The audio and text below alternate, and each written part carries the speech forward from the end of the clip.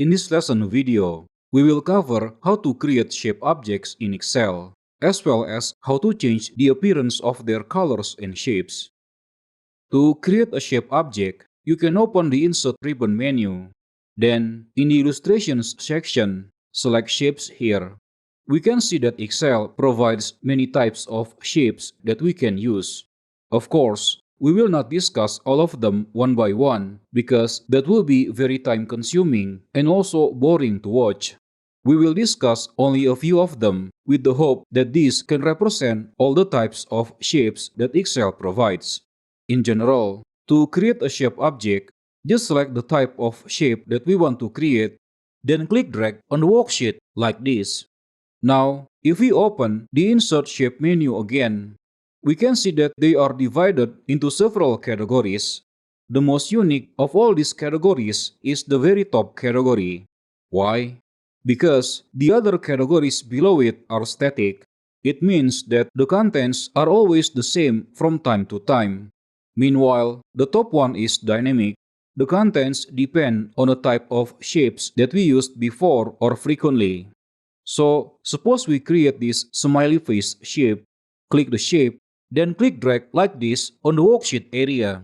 If we go back to the Insert Shape menu, we can see this smiley face shape now appears in the top category, as it is still appearing under the Basic Shapes category also. Now, if we select a shape object, Excel will display a new contextual menu called Shape Format. In general, each shape has two types of colors, the fill color and outline color.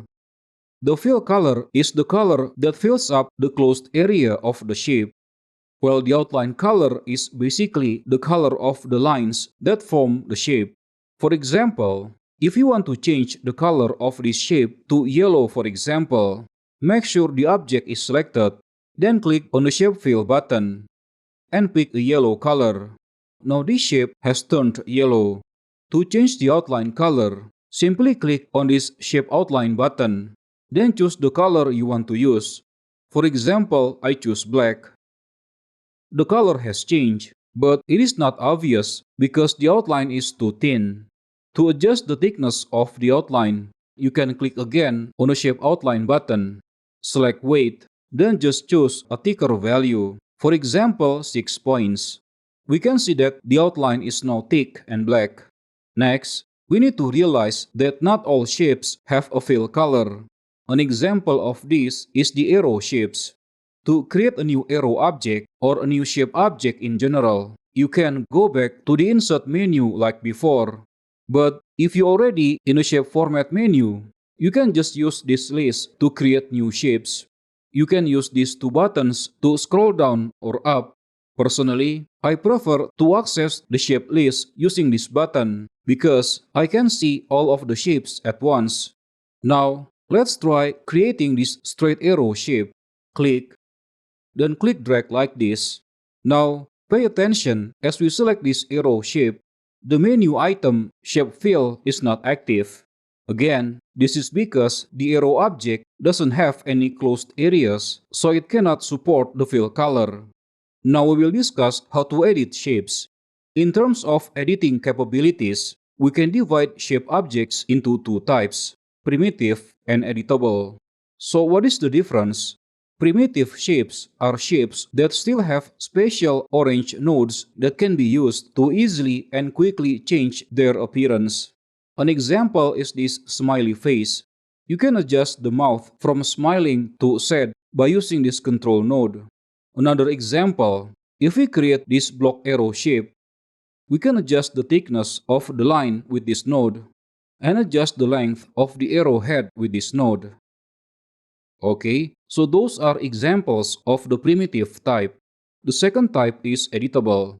Basically, we can tweak the shape of this type freely without any constraint, but they have lost the orange node.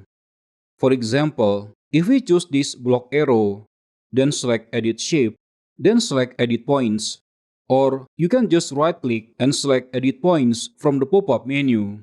Now you can access all the points that make up this shape and modify them however you like. We will cover this shape editing technique in more depth in a future lesson. For now, we can see that by using the edit points command, we can change a primitive shape to an editable shape. Now, if you click again on this middle area, you will not find any orange nodes like before. Now, what if we want to return this shape to a primitive as it was originally created? For that, you can click on the Edit Shape button again, then select Change Shape. Reselect the same arrow shape. Basically, the Change Shape command will create a new shape in the position of our old shape.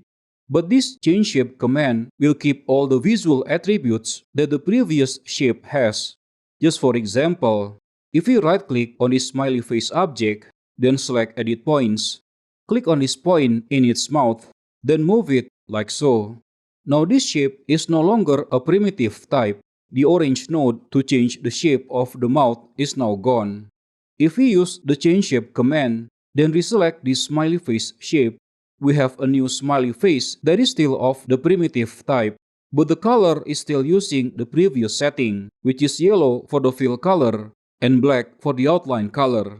Next, you need to know that not all shapes can be changed to editable. For example, if we make a curved arrow, we can change the position of the base and also the position of the end. Also, its center position by moving this orange node. However, you cannot use the Edit Points command on the arrow shape. The last feature that is still related to arrow objects is the dynamic snapping. If we drag the base points or the end points of an arrow object to another shape object, you will see transparent dots that you can use as the targets for dynamic snapping. If you attach both the end point and the base point to these target points, when the shape objects that have the target points move, the arrow object will automatically follow and adapt. This feature is very useful when we need to create complex diagrams such as organization hierarchy, mind maps, flowcharts, and so on.